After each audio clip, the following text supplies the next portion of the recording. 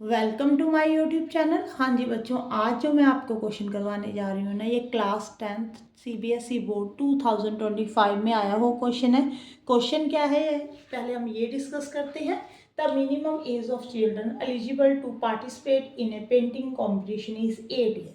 बेटे कोई painting competition रखा हुआ है, उसमें बच्चों की जो मिनिमम एज रखी हुई है एलिजिबिलिटी की, ठीक है, जो पार्टिसिपेट कर सकते हैं बच्चे, वो कितनी रखी हुई है 8 ईयर्स। मीन्स कम से कम जो बच्चा ये 8 साल का होना चाहिए वो ही इसमें पार्टिसिपेट करेगा।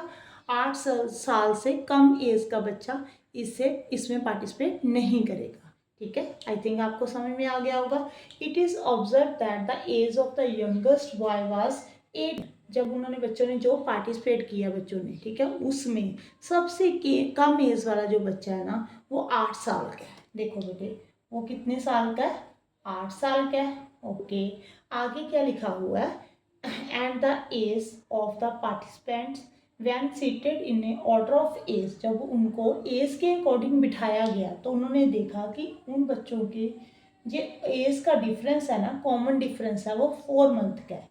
पहला बच्चा 8 साल का है, तो दूसरा कितने का होगा? 8 साल 4 मंथ का, 4 मंथ का, ऐसे ही होगा ना बेटे। आगे जो थर्ड बच्चा बैठेगा वो 8 साल कितने मंथ का होगा? 8 मंथ का, तभी कॉमन डिफरेंस 4 होगा। देखो इन दोनों के बीच में 4 मंथ का डिफरेंस है इन दोनों के बीच में। अब ये नहीं बताया हुआ कि कितने बच्चे बैठे हैं। ये हमें मालूम है, जो सबसे लास्ट वाला बच्चा होगा ना वो सबसे एल्डेस्ट होगा। क्लियर है बेटे? यही होगा ना, अगर आप इसको असेंडिंग ऑर्डर में लिखोगे, ये सबसे कम है, फिर उससे बड़ा, फिर उससे बड़ा, सबसे बड़ा लास्ट में आएगा। यही मतलब हुआ कि आपको लास्ट टर्म एपी की फाइंड करने को बोल रहा है। अब लास्ट टर्म आप एपी की तब फाइंड करोगे ना जब आपको ये पता होगा इसमें कितने नंबर ऑफ टर्म्स हैं।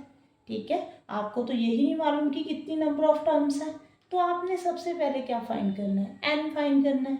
फिर आपने क्या फाइंड कर देना है? ए एन फाइंड कर देना। क्लियर है बेटे? देखो सबसे पहले आप एन फाइंड करोगे, नंबर ऑफ टर्म्स देखोगे कितनी है, फिर आप क्या करोगे? ए एन फाइंड कर दोगे कि लास्ट में टर्म कौन सी है।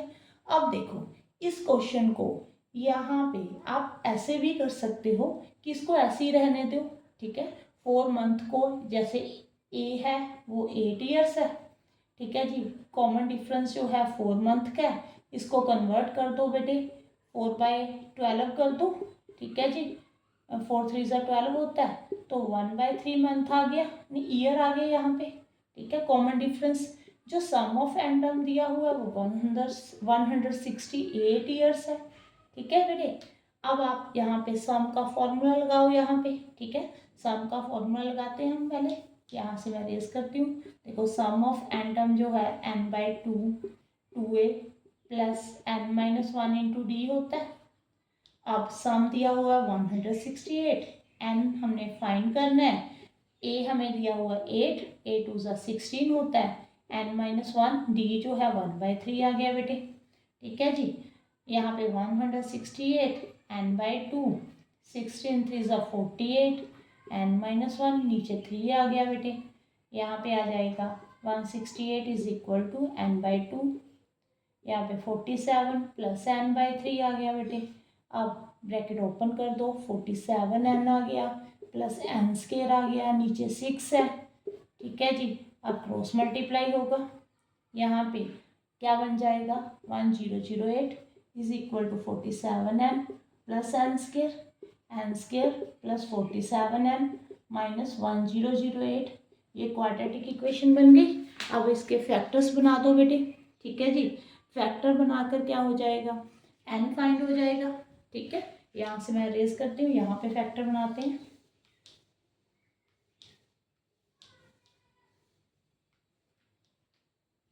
देखो यहाँ पे n square plus 47n minus 1008।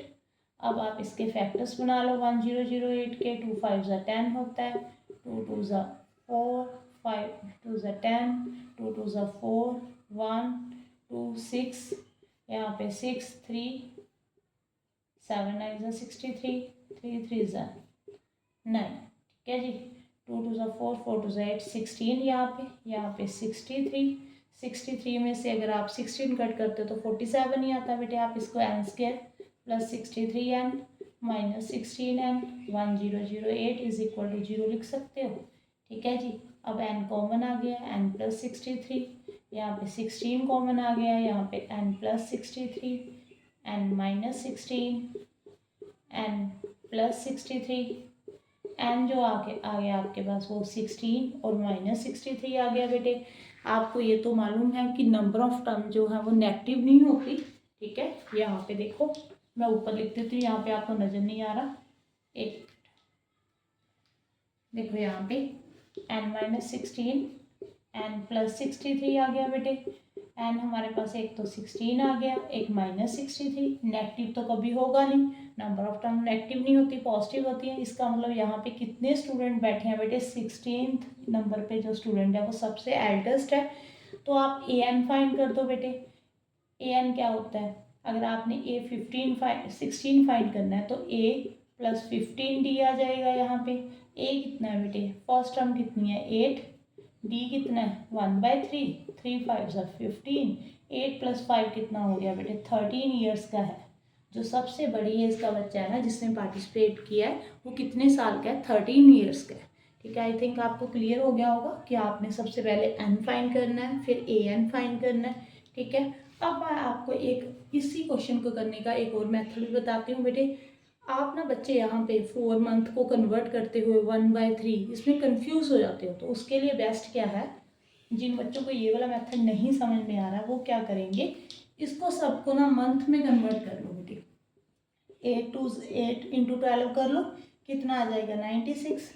यहाँ पे 8 × 12 +4 कर लो, कितना आ जाएगा 100। यहाँ पे कितना होगा 104 हो जाएगा। ठीक है जी, 8 × 12 + 8 यही होगा ना। ये देखो, ये भी तो AP सीरीज बन गई, ये मंथ में बन गई ना, ये मंथ है बेटे। ठीक है जी। अब जो सम दिया हुआ है बेटे वो भी ईयर में दिया हुआ, तो इसको भी कन्वर्ट करना पड़ेगा। 168 को 12 के साथ मल्टीप्लाई कर दो बेटे। ठीक है, यहाँ पे मुझे लगता है 2016 बनेगा, चेक कर लेना। ठीक है, अब देखो, अब वही सम का फॉर्मूला लगा दो।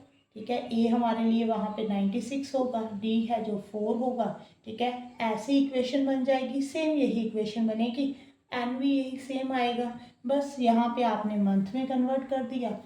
ठीक है जी, वहाँ पे मैंने 8 ईयर और 4 मंथ में ही रहने दिया था, उनकी ईयर में कन्वर्ट कर दिया था मंथ को। ठीक है, अगर आपको ये वाला मेथड मुश्किल लग रहा है, कन्फ्यूज़न होती है 1/3 में, ठीक है, तो आप ऐसे भी कर सकते हो। जैसे आपको ठीक लगे आप वैसे कर लेना।